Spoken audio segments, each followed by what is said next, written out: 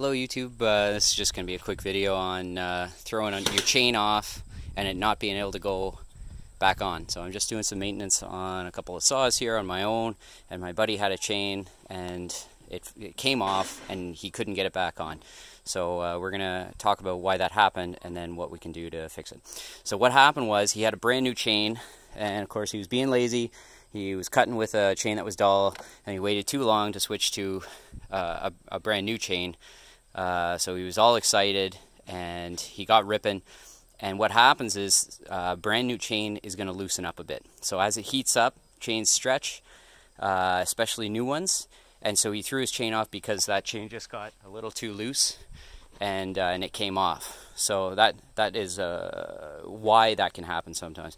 Now, what can you do to fix it? So what ends up happening is your chain's spinning and it comes off, and either your sprocket, which is in here, or something on your clutch, or basically what happens is the chain bites on something and it mangles the drive teeth.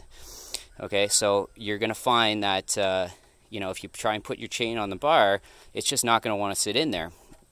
And it's a really easy fix. All you got to do is get your flat file, which you should have in your case anyway if you're out cutting, and you're just going to find the teeth that have burrs on them, so there's some metal sticking up, and you're just going to file it down with your flat file. It helps if you have a vise. If you don't and you're in the bush, you can do it by hand. It's no big deal.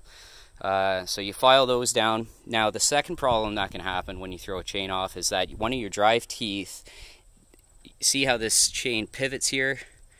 So what's going to happen is the metal on the bottom of that drive tooth is going to get burred up, and that link is going to get stuck. It's going to get frozen. Okay, so don't panic.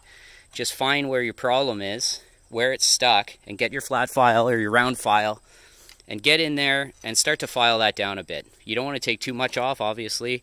You don't want to file right through your chain, but you want to take off enough that you can clear off any burrs that are just sticking up.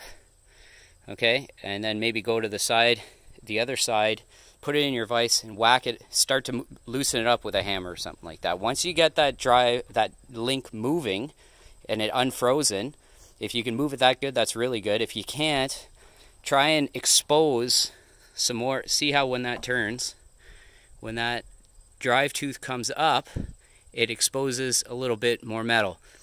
It's possible that there's a burr on that metal, so if you can expose more of it, you can file off the burr, and that's going to free up that link.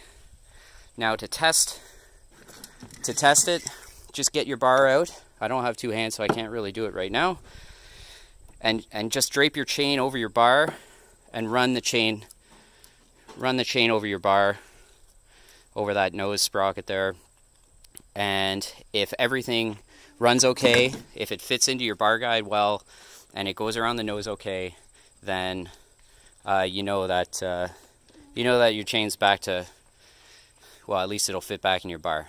And I think that's about it. So make sure when you put a brand new chain on, I usually just tighten it up a little bit extra, and because I know it's going to stretch.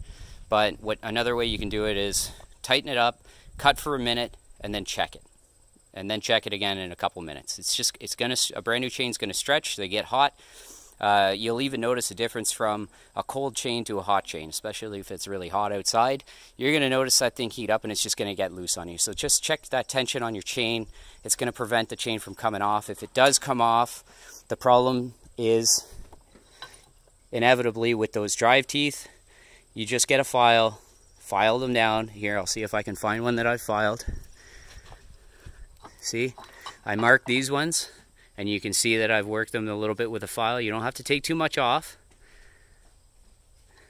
And you just file it down, take those burrs off, and it'll fit back in your bar, and you'll be okay. And if that link is frozen, like I said, like this one's pretty stiff. That's probably the one that I actually had to file. Just to try and expose the burr, file it off, and get it loose with a hammer or something like that. Obviously, you want to try and protect from hitting your cutting tooth. But you can whack it on the bottom side, that's not really going to hurt it.